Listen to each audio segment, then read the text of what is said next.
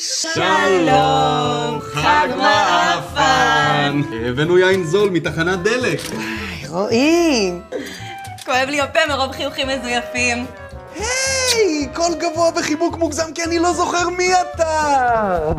סוף סוף מישהו מחבק אותי. סבתא רבתא רחל, אני לא מאמינה שאת עוד חיה.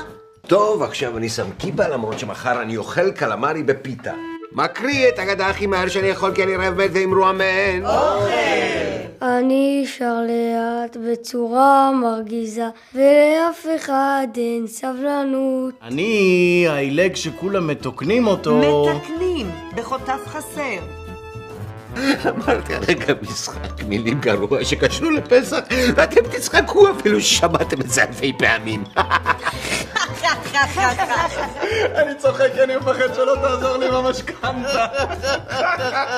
יואבי רוצה גוש אפור מסריח? הלוואי שהייתי נוצרי. אז מה אתה עושה בחיים? בחיים נגר, בדמיון שלי את אשתך.